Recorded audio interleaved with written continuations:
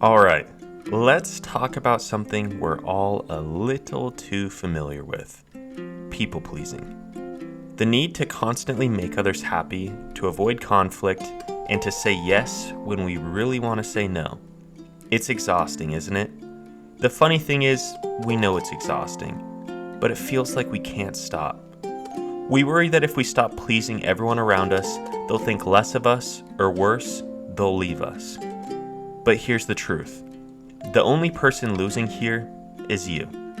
People pleasing is more than just saying yes all the time, it's a mindset. And this mindset costs us so much more than just time and energy. It drains us mentally and emotionally. It forces us to suppress what we want, our own goals, even our own identity. Think about it. Every time we agree to something just to make someone else happy, we're putting their needs above our own. Over time, that's how we lose touch with who we really are. And the worst part, people-pleasing rarely gives us what we're hoping for, and that's to be accepted. Instead, it leaves us feeling resentful, trapped, and a little bit empty. So why do we fall into the people-pleasing trap? It's usually because of fear.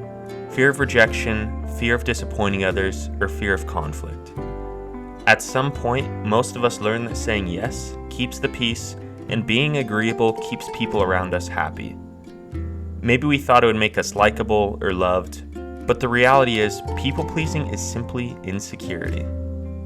We're constantly searching for validation from others because we are afraid we're not enough on our own. Breaking free from people-pleasing starts with a mindset shift. It's about recognizing that you're valuable and worthy of respect without constantly having to prove it. And that starts with putting yourself first. Now, I know it's hard. Most of us feel guilty just thinking about prioritizing ourselves. But if we're constantly running on empty, what do we really have to offer anyone else? Start small. Practice saying no to something that doesn't serve you, something you would normally agree to just to keep the peace. It's uncomfortable, but with time, it becomes freeing. Now let's talk about practical steps. First, get clear on your boundaries. What are the things you genuinely want to do? And what are the things you're doing to avoid conflict? Write them down.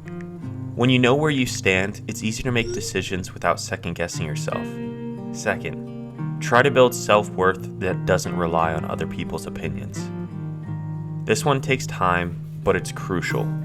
Reflect on what you value about yourself that has nothing to do with others' approval.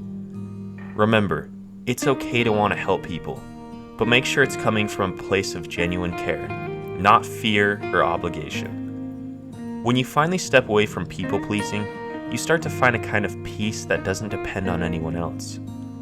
You learn that being true to yourself means some people might not like it, and that's okay. Not everyone will understand you, but the right people, the people who matter, they will.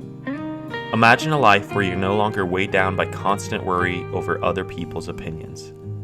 A life where you make decisions based on what's true to you. That's freedom, and it's worth every moment of discomfort that comes from letting go of people-pleasing. So remember, you don't owe anyone a constant version of yes. Saying no to others sometimes means saying yes to yourself. Breaking free from people-pleasing isn't easy, but it's one of the most powerful acts of self-respect you can take.